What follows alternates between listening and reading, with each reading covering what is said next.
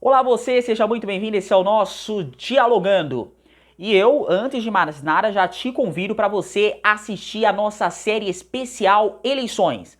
Você sabe o que faz um prefeito, um vice-prefeito, um secretário municipal? Esses e outros vídeos você pode acompanhar aqui na descrição desse nosso vídeo. Nós deixamos todos os links para vocês. Se inscreva no nosso canal e nos ajude a nos fortalecer aqui no YouTube. Se você gostar desse vídeo, compartilhe ele com seus amigos. Bom, as eleições de 2020 demonstraram um acentuamento da fragmentação política no nosso país.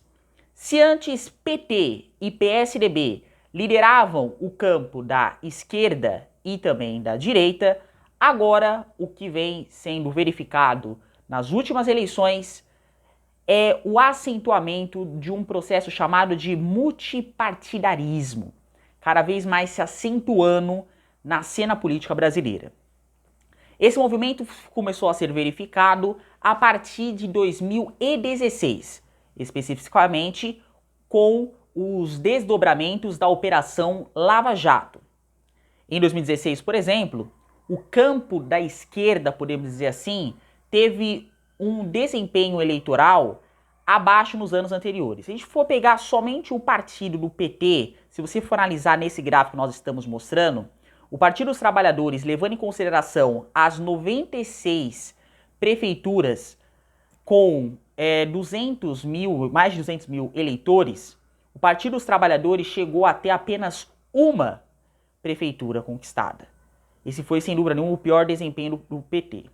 Se levarmos em consideração em 2020, esse campo progressista, que a gente pode dizer assim, os partidos como PSB, PDT, o próprio PT, entre outros, já chegou a ganhar apenas uma prefeitura em 2020.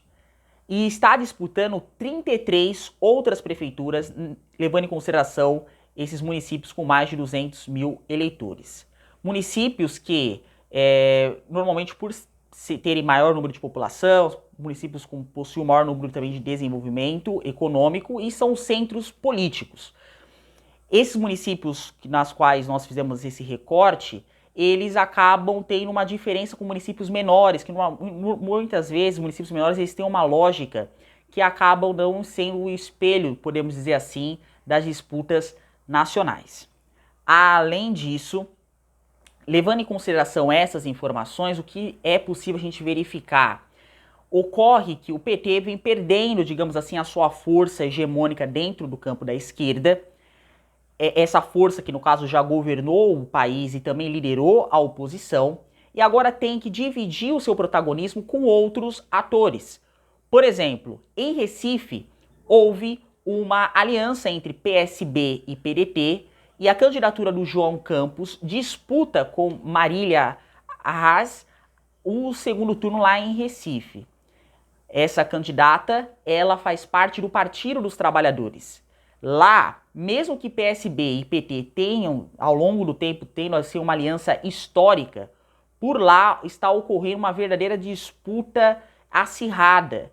Inclusive, o candidato do PSB vem tentando utilizar o sentimento do antipetismo, que ainda é predominante na sociedade, para fortalecer a sua candidatura, que no momento se encontra na segunda posição, segundo as últimas pesquisas. Essa mesma aliança foi realizada, por exemplo, também em São Paulo, com a candidatura do Márcio França. Agora, a fragmentação política na esquerda já demonstrou um problema, se levarmos em consideração o caso do Rio de Janeiro, na qual nenhuma candidatura à esquerda chegou ao segundo turno. Marta Rocha e Benedita da Silva, do PDT e do PT, respectivamente, não conseguiram chegar ao segundo turno, levando o Crivella a ocupar esse posto. Nesse sentido, o que se percebe na esquerda é um aumento, né, de partidos políticos que conseguem chegar aí a ter uma performance eleitoral que de certa forma consiga até mesmo rivalizar com o Partido dos Trabalhadores, como foi o caso do PSOL em São Paulo, com a candidatura do Guilherme Boulos, que não contou com o apoio do PT no primeiro turno, mesmo assim teve um bom desempenho eleitoral. Então, é possível a gente verificar justamente esse cenário. Em algumas capitais, como por exemplo Belém, o PT resolveu apoiar um candidato do PSOL e em Porto Alegre apoiou uma candidata do PCdoB. Então, ao invés do PT sair como cabeça de chapa, se colocou como vice-prefeitos, né? Nesse sentido, demonstrando justamente essa característica dessa nova configuração do tabuleiro político após a Lava Jato. Temos mais partidos que estão procurando justamente aproveitar esse momento de enfraquecimento do Partido dos Trabalhadores para, quem sabe, ocupar a hegemonia dentro desse campo político que ainda não está consolidado.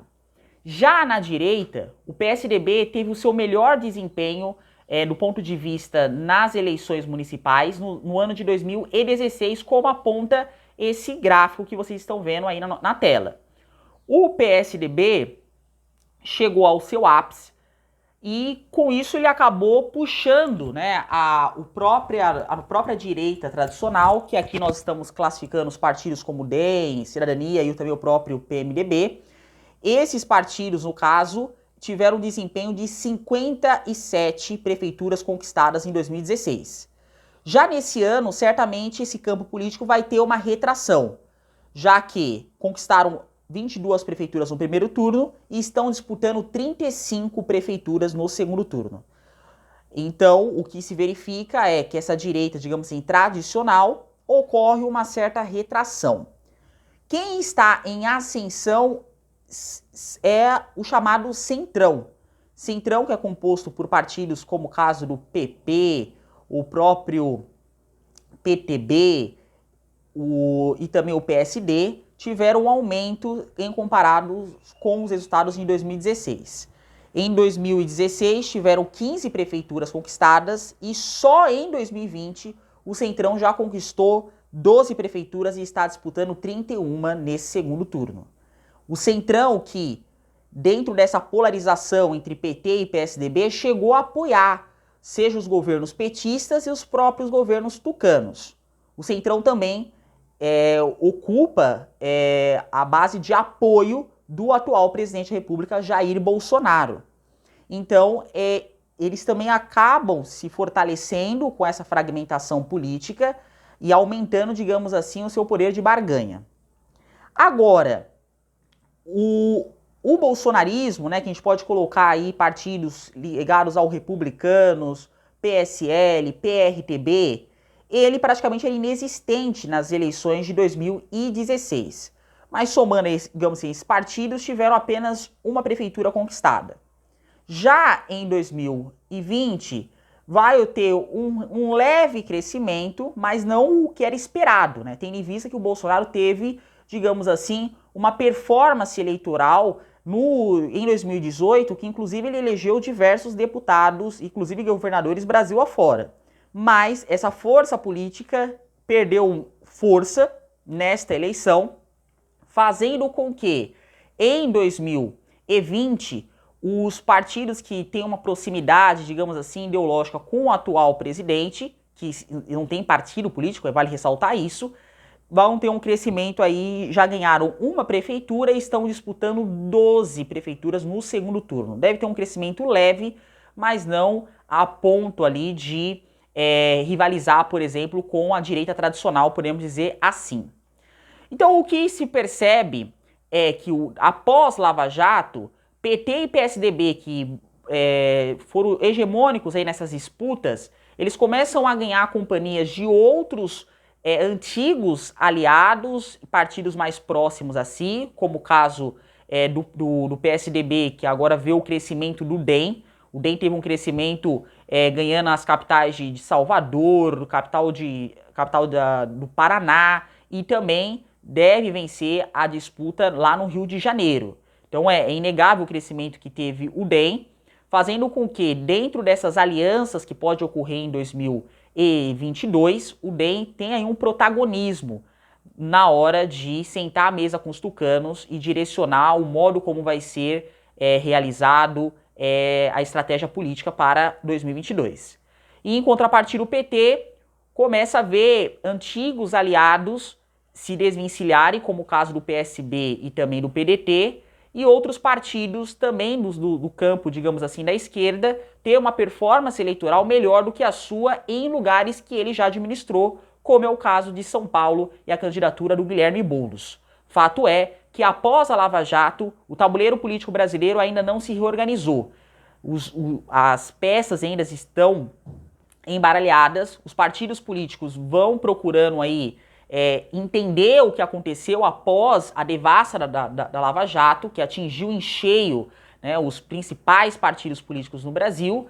Esses partidos políticos não dá pra gente afirmar que eles morreram. Dá pra dizer que o PT e o próprio PSDB morreram, mas já é possível dizer que agora eles dividem o protagonismo com outros partidos. Se você gostou desse vídeo, não perca tempo. Se inscreva no nosso canal e compartilhe ele também com os amigos. O Dialogando volta na próxima semana. Não esqueça de assistir os nossos outros vídeos no especial Eleições. Dialogando, juntos, compartilhando conhecimento.